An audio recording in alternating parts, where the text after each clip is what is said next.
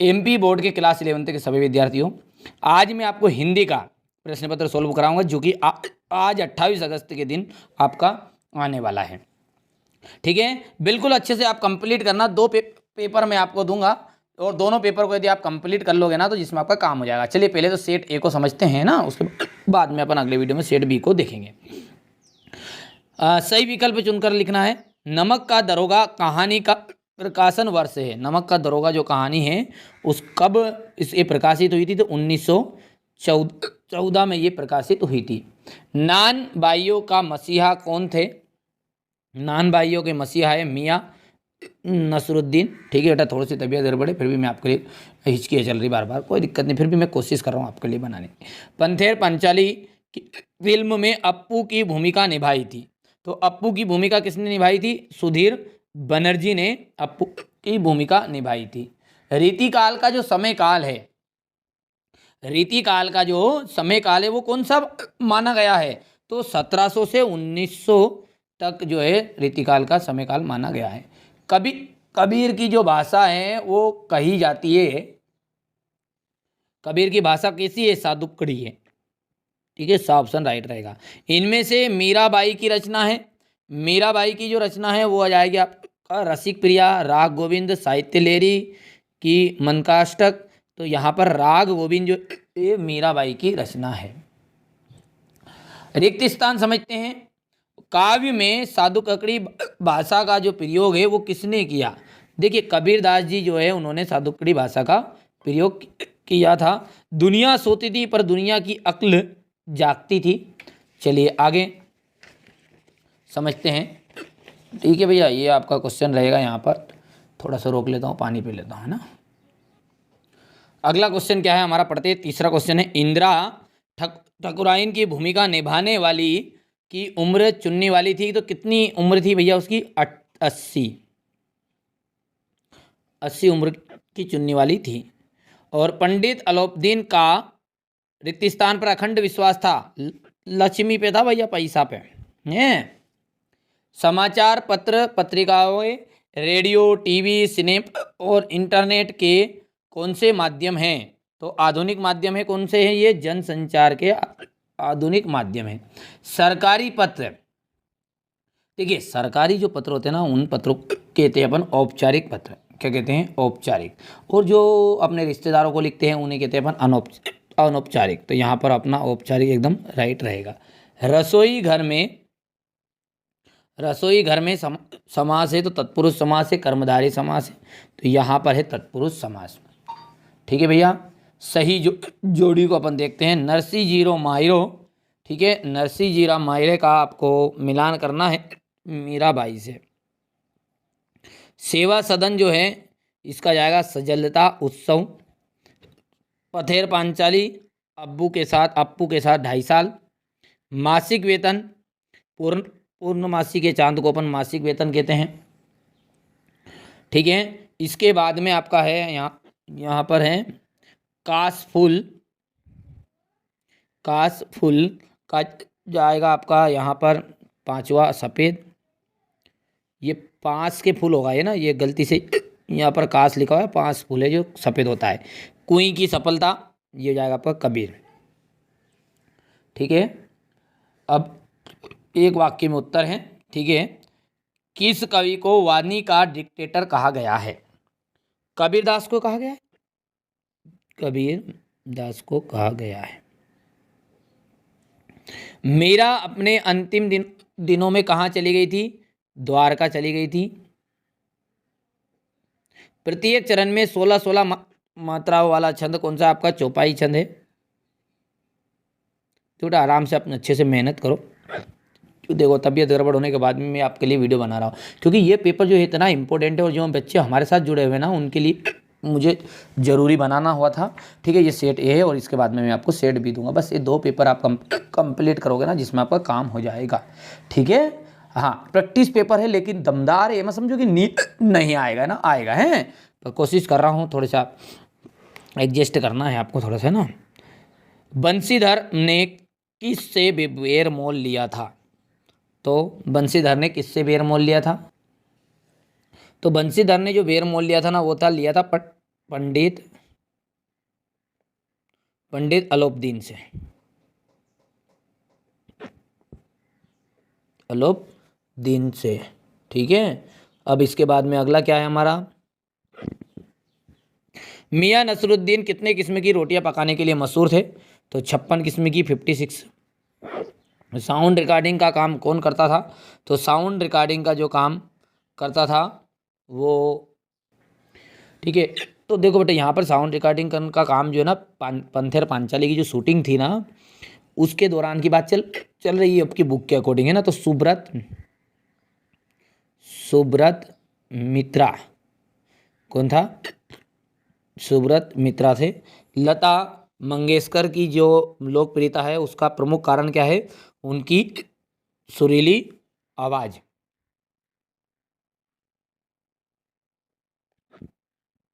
उनकी सुरीली, ये सब आपकी बुक के चैप्टर के अनुसार है। लता के गाने में करुण रस विशेष प्रभावशाली रीति से व्यक्त होता है। ये भी आपका सत्य रहने वाला है। कुएं का व्यास कुएं के व्यास के बराबर बराबर होता है। भैया कुएं को छोटी को कहते हैं, कुआं बड़ा रहता है, और क्या है, तो ये असत्य है।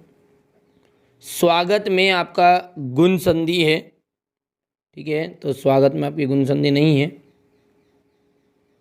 ये भी आपका हो जाएगा असत्य, ठीक है।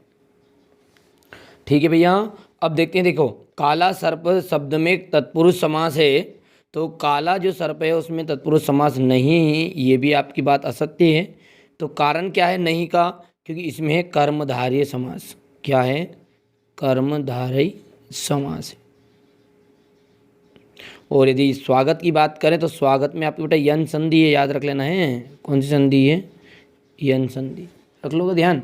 अब एक क्वेश्चन नंबर 6 से कि अलंकार की परिभाषा लिखिए। ठीक है, तो यहाँ पर अपन ने बिल्कुल पीडीएफ भी बना ली और यहाँ से आपके नोट्स मिल भी आएंगे। थोड़ा छोटा कर लेते हैं। ये अलंकार की परिभाषा है, तो देखिए शब्द तथा अर्थ जिस विशेषता से काव्य का श्रृंगार होता है उसे क्या कहते हैं? अलंकार कहते हैं। यानी कि अपन एक ही परिभाषा सिंपल से लिख सकते हैं, तो अपन ऐसा भी लिख सकते हैं कि काव्य की शोभा बढ़ाने वाले तत्व को, काव्य की शोभा बढ़ाने वाले तत्व को क्या कहते हैं?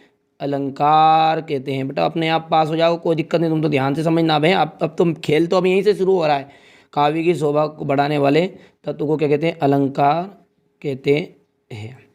अब कहा गया है कि अलंकरोति इति अलंकार, जो अलंकृत करता है वही क्या है? अलंकार है। मतलब जो शोभा बढ़ाता है उसे कहते हैं अपन अलंकार। ठीक है, इसी के अथवा वाला क्वेश्चन है, देखो भैया कि समास की परिभाषा लिखिए। ये क्वेश्चन यहाँ तक अपन 8 तक समझेंगे, फिर हैं पहले समास की परिभाषा, फिर वीरगाथा काल की विशेषता है। तो देखो अगला क्वेश्चन क्या कह रहा है हमारा? समास की परिभाषा है, दो या दो से अधिक शब्दों के मेल से बना नया सार्थक शब्द बनाने की जो प्रक्रिया है उसी को क्या कहते हैं? समास कहते हैं।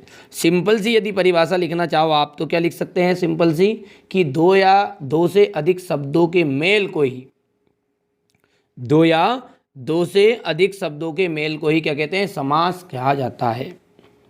क्वेश्चन नंबर 7 क्या कह रहा है? वीर गाथा काल की प्रमुख विशेषताएं बतानी है। तो वीर गाथा काल या रीतिकाल, मतलब ये अथवा वाला क्वेश्चन है, नीचे वाला देखो ध्यान से, ये यहाँ पे दिया है। ठीक है, रीतिकाल की 2 विशेषताएं। तो वीर गाथा काल की विशेषताएं क्या है पहले तो देखिए वीर नाम में क्या लग रहा है? वीर है, तो भाई साहब वीर रस से ओतप्रोत रहेगा नहीं रहेगा? अब वीर रस का मतलब क्या है? अरे बुंदेले हर बोलो के मुख से हमने सुनी कहानी थी, खूब लड़ी मर्दानी, वो तो झांसी वाली रानी थी। क्या आया? जोश आया, तो जोश से भरी रहेगी। ठीक है, राजाओं, योद्धाओं, देशभक्त की वीरता, साहस और पराक्रम का वर्णन मिलेगा। समझ में आ रहा? रटना नहीं है। वीर गाथा में क्या है? तो वीर रस से ओतप्रोत रहेगी। ठीक है, देशभक्ति की भावना इसमें देखने को मिलेगी। ठीक है, साहस और पराक्रम का वर्णन भी देखने को मिलेगा। तो चाहे तो इससे आप पॉइंट बना सकते हैं। ठीक है भैया, इसमें वीरों की वीरता का बखान देखने को मिलता है। ठीक है भैया, देशभक्ति यानी अपने देश के प्रति, ठीक है, मर मिटने की भावना यानी कि देशभक्ति की भावना देखने को मिलती है। इसे आप लिख सकते हैं सिंपल से उदाहरण। अच्छा, रीतिकाल, रीतिकाल मतलब क्या है? श्रृंगार काल। रीतिकाल को श्रृंगार काल भी कहा जाता है। सुना नहीं सुना आपने प्रश्न ऐसा? तो रीतिकाल की जो प्रमुख विशेषता है, सिंपल सी बात है, रीतिकाल में क्या है? श्रृंगार रस की प्रधानता रही इसमें। और इस काल में कवियों ने लक्षण ग्रंथों की रचना की। किसकी रचना की? लक्षण ग्रंथों की रचना की। अगला क्वेश्चन नंबर 8 क्या कह रहा है? प्रबंध काव्य और मुक्तक काव्य में अंतर। देखो प्रबंध काव्य में क्या है, ठीक है, यहाँ इसमें कथा वस्तु का क्रमिक विकास होता है। ठीक है, इसमें कथा वस्तु का क्या होता है? क्रमिक विकास होता है। यहाँ एक विस्तृत कथा को प्रस्तुत करता है, जैसे रामचरित मानस। और मुक्तक, इसके प्रत्येक छंद कैसे होते हैं? स्वतंत्र होते हैं और किसी एक भाव या विचार को व्यक्त करते हैं, जैसे बिहारी सत से। आप इससे रिलेटेड दूसरा कहीं का भी आप लिख सकते हैं, प्रबंध काव्य और मुक्त काव्य, यदि आपको याद है तो। देखिए बेटा थोड़ा सा समय कम था, जल्दबाजी थी, तो जैसे तैसे बच्चों ने रेडी कर दिया है। बाकी इससे अच्छी अच्छी सरल परिभाषा और भी है, मेरे को पता है, ऐसा नहीं है कि यही सरल है, बाकी कोशिश की है आपके लिए। ठीक है, तो ये अंतर थोड़ा सा यहाँ पर टप है, इसको आप अंतर को कहीं भी सर्च करके दूसरा कर लेना। चलो, 2 महाकाव्यों के नाम बताने हैं और उनके रचिता के नाम बताने हैं। 2 महाकाव्य के नाम क्या है? एक तो रामचरितमानस है, गोस्वामी तुलसीदास। यदि अपन यदि रामचरितमानस के रचिता माने तो महर्षि वाल्मीकि है, ध्यान रखना है। ठीक है, पर ये जो महाकाव्य उसके अंतर्गत अपने को रामचरितमानस लिखा है, तो अपनी बुक के अकॉर्डिंग गोस्वामी तुलसीदास ही लिखना है। याद रहेगा बात। कहीं कहीं पर अपन महर्षि वाल्मीकि लिखा रहे तो भी समझ जाना कि वो भी सही है, पर वो क्या है, जो संस्कृति प्योर उसमें, ठीक है, उसके रचित, हिंदी में कन्वर्ट कर दिया। और क्या? कामयानी जे शंकर प्रसाद। तो 2 महाकाव्य हो गए, एक तो रामचरितमानस और एक कामयानी। ठीक है, मासिक वेतन को पूर्णमासी का चांद क्यों कहा गया है? देखिए, मासिक वेतन को पूर्णमासी का चांद इसलिए कहा गया क्योंकि यहाँ एक निश्चित तिथि पर आता है। जो महीना का तनख्वाह होती है, सैलरी होती है, वो किस पे आती है? एक निश्चित समय पर आती है, एक निश्चित तिथि पर आएगी और धीरे धीरे खर्च होएगी। और होते होते महीने के अंत तक कुछ भी नहीं बचे साहब। अरे कई तो ऐसे नमूने कि महीना नहीं आया, जिसके पहले उधार ले लेके खत्म। ठीक वैसे ही जैसे पूर्णमासी का चांद है, धीरे धीरे घटता जाता है और अंत में कैसा हो जाता है? लुप्त हो जाता है। उसी तरीके से मासिक वेतन को एक तरह का पूर्णमासी का चांद कहा गया। समझ में आई बात कि मासिक वेतन को पूर्णमासी का चांद क्यों कहा? क्योंकि एक निश्चित तिथि पर ये आएगा और धीरे धीरे खर्च हो जाएगा और महीने का अंत आए जब तक पूरी तरह समाप्त हो जाएगा।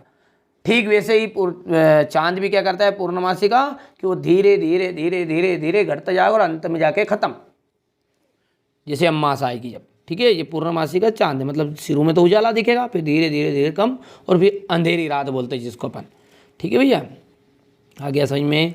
अगला क्वेश्चन क्या कह रहा है? देखो प्रबंध काव्य हो गया, यहाँ तक क्वेश्चन नंबर 7 तक हो गया है। इसके बाद में ये क्वेश्चन नंबर आपका यहाँ तक 8 के बाद में 9 पे आ गया अपन। मासिक वेतन का भी हो गया। अब कर्जन को इस्तीफा क्यों देना पड़ा, यहाँ पर आप देख सकते हैं।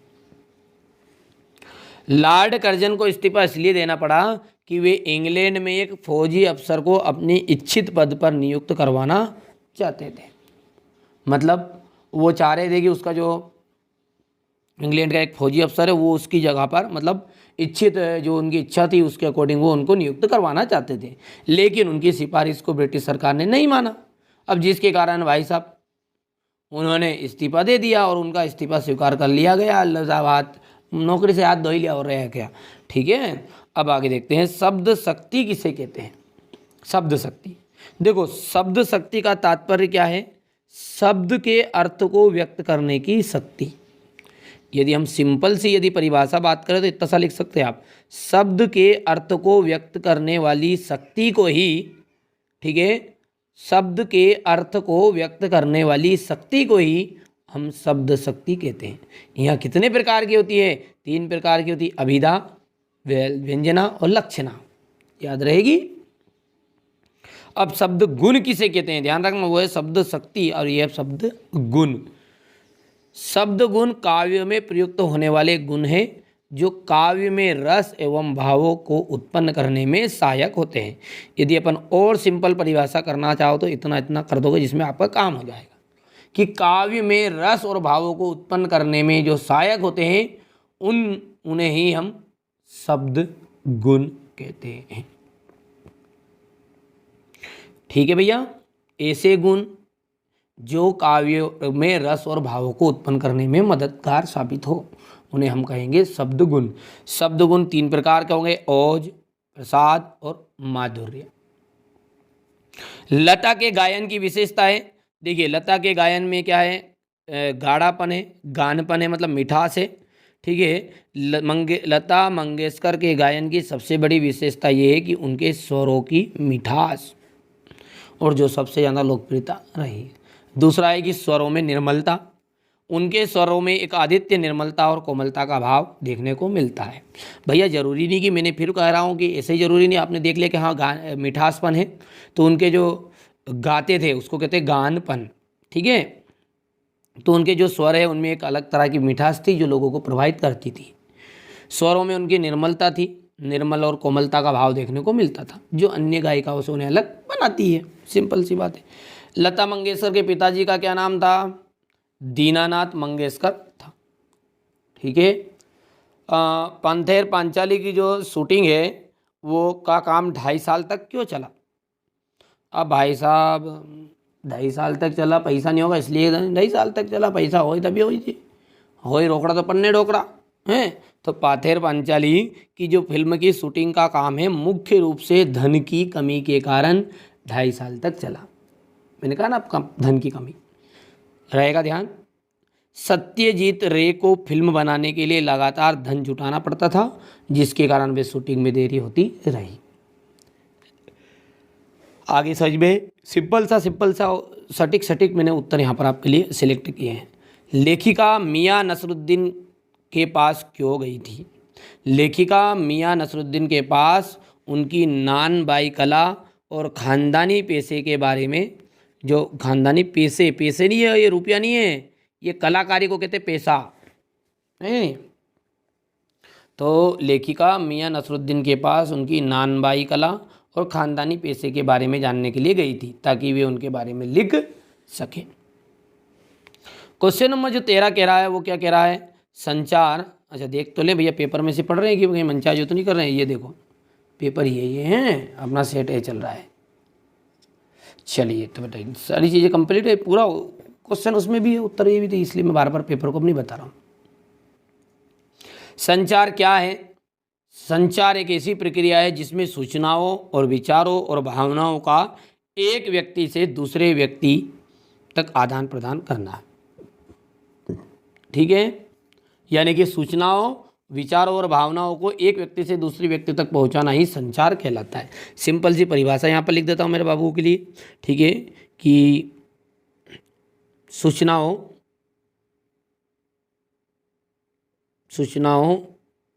विचारों को ही, सूचनाओं या करके लिख दो, सूचनाओं या विचारों को एक स्थान बोल दो, व्यक्ति बोल दो, एक स्थान से दूसरे स्थान तक पहुंचाना ही आपका संचार कहलाता है। रहेगा ध्यान। संचार किसे कहते हैं? संचार के प्रमुख नाम लिखिए। संचार के मुख्य प्रकार हैं या मुख्य नाम बोल सकते हैं आप। मौखिक संचार, लिखित संचार, अमौखिक संचार, अंतर्व्यक्तिक संचार, समूह संचार और जन संचार, जिसमें से आपका ये टॉपिक बहुत ही इंपॉर्टेंट रहता है, जन संचार वाला। ठीक है, रहेगा ध्यान इतनी सी बातें। चलिए आगे बढ़ते हैं। अगला है आपका क्वेश्चन नंबर 14। दृष्टांत अलंकार को उदाहरण दीजिए। तो उसका उदाहरण है, पापी मनुज भी आज मुख से राम निकालते, देखो भागीरथ जल से पावन, पतित पावन करते। यानी कि यहाँ पर मनुष्य क्या है, राम नाम जपने से पवित्र होने की बात कही है। भागीरथ द्वारा गंगा जल से पापियों को पावन करने का बताया गया है, इसलिए यहाँ पर दृष्टांत अलंकार है। विशेषोक्ति अलंकार क्या है? पानी बीच, बीच मीन प्यासी। यह पानी बीच नहीं है, बीच है बकरी है। पानी बीच मीन पियासी, मोई सुनी सुनी आवे हासी। हे मेरे तो दांत निकले रहे कि भैया कि मछली है, पानी में है, जब भी प्यासी है, पानी की उपलब्धता बहुत सारी है, जबकि पानी बहुत ज़्यादा है, पानी में तो भितरे भितरे रहे, जब भी उसकी प्यास नहीं बुझती, क्योंकि उसको जैसे ही बाहर निकालो मर जाए। ठीक है, तो जो कारण होते हुए भी कार्य ना होने का दर्शाता, वहाँ पर क्या होता है, विशेषोक्ति अलंकार होता है। वीर रस का परिभाषा उदाहरण सहित करना है। जब काव्य में उत्साह, शौर्य, पराक्रम, दानवीरता आदि का भाव देखने को मिले, वहाँ पर होता है वीर रस। इसका स्थायी भाव क्या है? स्थायी भाव है उत्साह, ध्यान रखना है। उदाहरण है, बुंदेले हरबुलों के मुख से हमने सुनी कहानी थी, खूब लड़ी मर्दानी, वो तो झांसी वाली रानी थी। तुम नहीं हो झांसी वाली रानी, है नकड़ी होने दम तो धड़ो बनना। चलो भैया आगे देखते हैं। करुण रस की परिभाषा उदाहरण सहित दीजिए। करुण रस का मतलब होता है शोक, दुख, पीड़ा, वेदना। जब हम कोई भी अपना प्रियजन है, अपना कोई चाहता है, उसके बारे में कोई घटना एकदम से हो जाए कि यार फलाने का एक्सीडेंट हो गया, कि ये हो गया, तो अपने को क्या होती है, एकदम से दुख हो जाता है, अपन विलाप करते हैं। तो जब हमें ऐसे, जब काव्य में शोक, दुख, वेदना, विलाप आदि का भाव देखने को मिले ना, तो वहाँ पर करुण रस होता है। इसका स्थायी भाव होता है शोक। हाय राम कैसे झेले हम अपनी लज्जा, अपना शोक, गया हमारे ही हाथों से अपना राष्ट्रपिता पर लो। नहीं जमा, कोई बात नहीं, छोटा सा लगा। अब दूसरा देखो, देखो भैया, क्या वो कृष्ण भगवान का सुनाओ। कृष्ण भगवान पानी में पानी से आंसू से पैर धो दे सुदामा के, कि पानी पराते को हाथ छुयो नहीं, नैनन के जल से पग धोए, देखी सुदामा की दीन दशा, करुणा निधि करुणा करके रोए। समझ में आया भैया, कि पानी पराते को हाथ छुयो नहीं, नैनन के जल से पग धोए। ठीक है, देखी सुदामा की दीन दशा, करुणा निधि करुणा करके रोए। ये लिख लेना यहाँ पर, है सर्च कर लेना इसको अपनो, ये वही है। शब्द शक्ति किसे कहते हैं? तो शब्द शक्ति 3 प्रकार की होती है, ये हो गया अपना। और अगला देखते हैं यहाँ पर, छंद किसे कहते हैं? छंद भी हो गया है। ठीक है, कि छंद वर्ण, मात्राओं, क्रम, गति, यति के नियम से बंधी हुई काव्य रचना को अपन छंद कहते हैं। छंद मुख्य प्रकार के होते हैं, मात्रिक छंद और दूसरा था वार्णिक छंद। मात्रिक के अंतर्गत दोहा, सोरठा, चौपाई, और वार्णिक के अंतर्गत जाएगा इंद्रवज्जा और उपेंद्र वज्रा। ठीक है, अब देखते हैं भैया आगे, शब्द गुण किसे कहते हैं? अगला क्वेश्चन क्या है हमारा, शब्द गुण किसे कहते हैं? तो देखो, शब्द गुण काव्य में प्रयुक्त होने वाले वे गुण जो काव्य में रस और भावों को उत्पन्न करने में सहायक होते हैं। ये 3 प्रकार कहते हैं, ओज, प्रसाद और माधुर्य। ठीक है, रस किसे कहते हैं? रस के प्रकार, तो रस तो याद ही अपन किसी काव्य को पढ़ने, सुनने, नाटक को देखने में जो श्रोता दर्शक को आनंद की अनुभूति होती है, मजा आए, मजा, खूब मजा आया आज तो खूब मजा, वो मजा ही क्या है? आनंद है। जब आनंद की अनुभूति हो तो उसे कहते हैं अपन रस। अब ये रस तरह तरह के, कई बार तो क्या आता है, श्रृंगार रस होगा। कभी कई सीन को देख के अपने को है ना, कोई से भी स्टोरी देखी, फिल्म देखी, कहीं भी देखा तो दांत हिंडे निकल जाएगा, दांत है हा हा हा हा, और कई राक्षस नहीं होना, हंसने लग गया हा हा हा। ठीक है, करुण रस कई को देख के अपने को दुख हो जाएगा, पीड़ा आएगा। कई वीडियो को देख के अपने को गुस्सा आ जाएगा, अरे तू हट जा रहा है, गुंडो मारेंगे तो हीरो के, जिधर मन करे हट जा, तू मार दूंगा कहता। ठीक है, भयानक रस डर होता है, विभत्स रस हो गया, अद्भुत शांत, वैसे कुल मिलाकर 9 रस है। पर कुछ विद्वान जो है वात्सल्य रस और भक्ति रस को भी मानते थे इस तरह से। वैसे आपको पूछे एग्जाम में कि रस कितने प्रकार के होते हैं, तो रस मुख्यतः जो है हिंदी के अनुसार, हिंदी व्याकरण के अनुसार रस जो है वो 9 प्रकार के होते हैं। ध्यान रखना बेटा, छोटी सी बात, हिंदी व्याकरण के अनुसार रस 9 प्रकार के हैं। यदि पूछे कि भाई साहब रस अब टोटल कितने हो गए? टोटल हो गए 11, और 10वां रस का नाम बताओ, तो 10वें रस का नाम है वात्सल्य रस। ऐसे आता है एग्जाम में हमेशा, है ऐसा कन्फ्यूज होने की ज़रूरत नहीं है भैया। वो पूछे कि कुल रस कितने हैं, तो कुल रस हो गए 11 भैया। चलो, हिंदी साहित्य के इतिहास को कितने कालों में बांटा गया ये पढ़ लेना, आप स्क्रीनशॉट ले लो।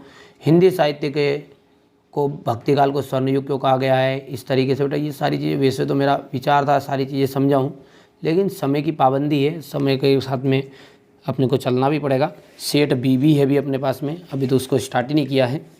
देखो ये संत प्रश्न व्याख्या करना है, ये पहले क्वेश्चन से यहाँ से स्क्रीनशॉट ले लो इसका। क्वेश्चन नंबर 19 हो गया क्या? ये हो गया इतना। 20 हो गया। पग घुंघरू बांध मेरा नाची, नाची नाची नाची नाची, पग घुंघरू बांध मेरा नाची। हो गया 21वां, 22वां, 23वां। चलो बेटा कहाँ तक आ गए थे लल्ला? ये हो गया आपका 20 वाला क्वेश्चन है। 20 के बाद में ये क्वेश्चन रहेगा आपका प्रसंग 20 का, और ये भी भावार्थ हो गया। और पग घुंघरू मीरा नाची तो इसका संदर्भ हो गया है, ठीक है। ये प्रसंग हो गया यहाँ पर, और ये भावार्थ यानी व्याख्या हो गई है। क्वेश्चन नंबर 21 जो कि इस तरह का है, ये यहाँ पर एक बार और स्क्रीनशॉट ले लो। ये 21 ने इसका हुआ है, हो गया। ये यहाँ पर अपन क्वेश्चन नंबर 21 को बढ़िया से करते हैं, और ये क्वेश्चन नंबर 21 का हुआ। ये प्रसंग और भावार्थ व्याख्या मतलब। और अगला है क्वेश्चन 22 कि नगर पालिका में नियमित सफाई के लिए एक शिकायती पत्र लिखना है। देखो, नगर पालिका महापौर कार्यालय, शहर का नाम जैसे आष्टा कहीं भी लिख दो, राज्य में लिख दो मध्य प्रदेश, कुछ भी लिख सकते हैं आप, ठीक है, कुछ भी नाम लिख सकते हैं।